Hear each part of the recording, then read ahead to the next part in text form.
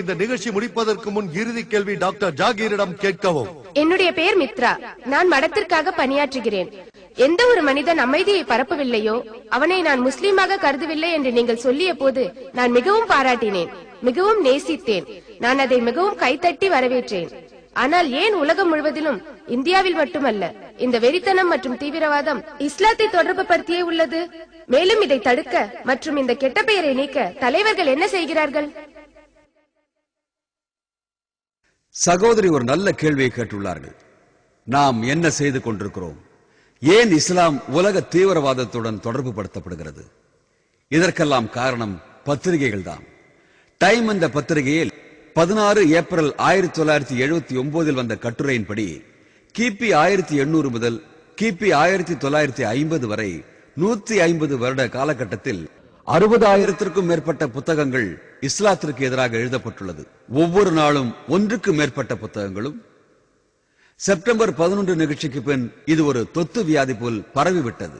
மக்கள் குர்ஆன் வசனங்களை மேற்கோள் காட்டும் போது முன்பின் வசனங்களும் பொருத்தமில்லாமல் மொழிபெயர்த்து மேற்கோள் காட்டுகின்றன. அதாவது இஸ்லாத்தை பற்றி சொல்லும் விஷயங்கள் இஸ்லாத்தில் இல்லாதவை.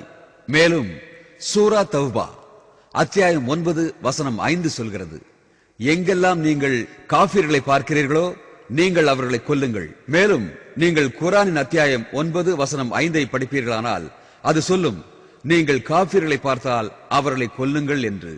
அது பொருத்தமில்லாத அர்த்தம் தரும்.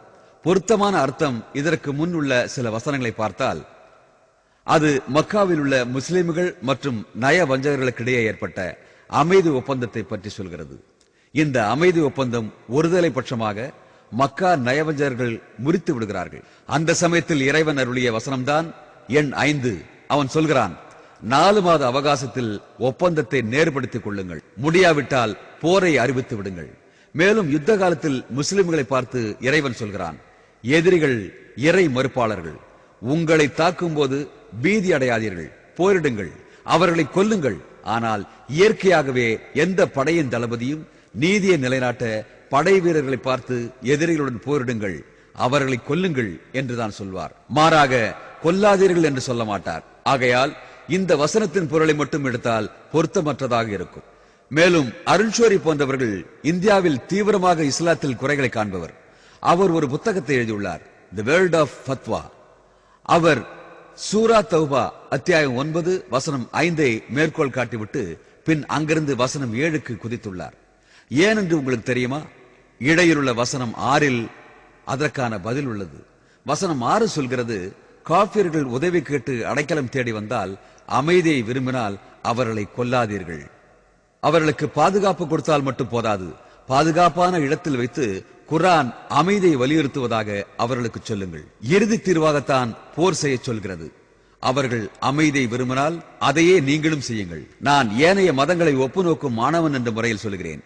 எல்லா மதங்களின் புனித நூல்களும் போரைத்தான் இறுதி தீர்ப்பாக சொல்கின்றன. ஆனால் அமைதி மேலோங்குவதற்காக அது பற்றி ஸ்ரீ ஸ்ரீ ரவிசங்கர் அவர்கள் பகவத்கீதையில் சொல்லியது போல, அது அர்ஜுனனுக்கு கிருஷ்ணர் கொடுத்த அறிவுரை.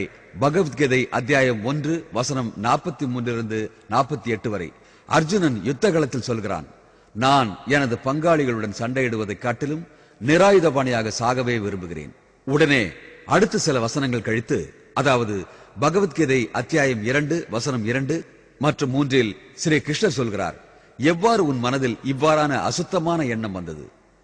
இது உன்னை சொர்க்கத்திலிருந்து வெளியேற்றிவிடும். எவ்வாறு நீ ஆண் தன்மையற்றவனாக மாறினாய்? அவர் தொடர்ந்து சொல்கிறார், பகவத்கீதை அத்தியாயம் 2 வசனம் 31 33 வரை, நீ சத்திரியன், நீ ஒரு படை வீரன், சண்டையிடுவது உன்னுடைய கடமை. சண்டையிட வாய்ப்பு பெற்ற சத்திரியர்கள் அதிர்ஷ்டசாலிகள். நீங்கள் மகாபாரதத்தை படித்தால், மகாபாரதத்தில் குர்ஆனில் உள்ளதை விட அதிக வசனங்கள் சண்டையை பற்றி உள்ளன. ஆனால் இந்துக்கள் என்னிடம் சொல்கிறார்கள், இது அநீதிக்கு எதிரான சண்டை என்கிறார்கள். நான் சொல்கிறேன், இதைத்தான் குர்ஆன் சொல்கிறது. ஆகையால் எந்த பிரச்சனையும் இல்லை, நாம் ஏற்றுக்கொண்டோம். இதைப்போல் நீங்களும் ஆராய்ந்து கருத்து தொடர்புடன் படித்தால் எல்லா மதங்களும் இறுதி தீர்வாகத்தான் சண்டையிட சொல்கிறது என்று உணர முடியும். அமைதியை நிலைநாட்ட வன்முறையை அனுமதிக்க வேண்டியுள்ளது. எவ்வாறு ஸ்ரீ ஸ்ரீ ரவிசங்கர் அவர்கள் சொன்னார்கள், ஒரு படை வீரனின் கடமை சண்டையிடுவதே.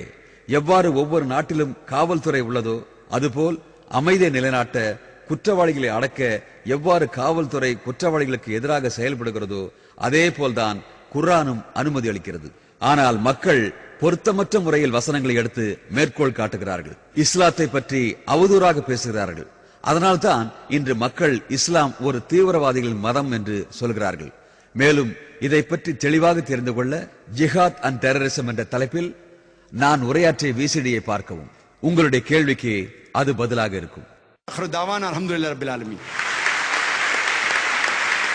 இப்பொழுது வினோத் மேனோன் அவர்கள் டாக்டர் ஜாகீர் நாயக் அவர்களுக்கு மரியாதை நிமித்தமாக சால்வை அணிவிக்கிறார். இப்பொழுது நான் எல்லோருக்கும் நன்றி கூற கடமைப்பட்டுள்ளேன். முதலாவதாக எல்லாம் வல்ல இறைவனுக்கு நன்றி கூறிக்கொள்கிறேன். நாம் இங்கே பல விஷயங்களை உணர்ச்சி பூர்வமாக நமக்குள் சகோதரத்துவமாக பகிர்ந்து கொண்டோம்.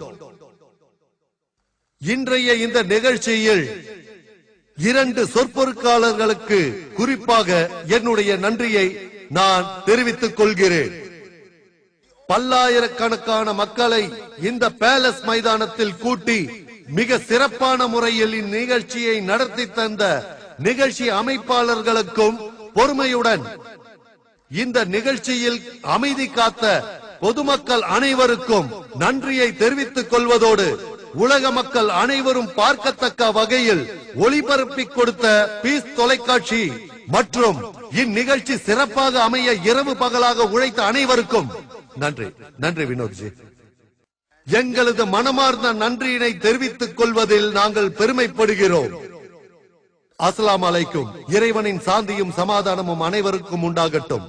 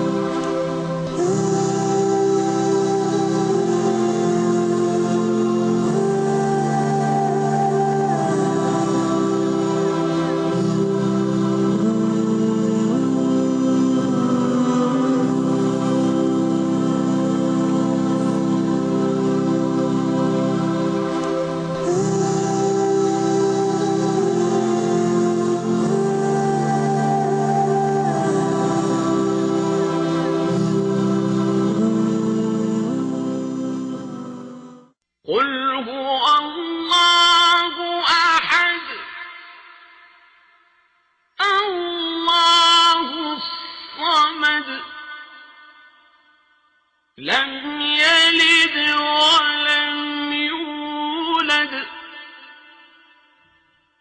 ولم يكن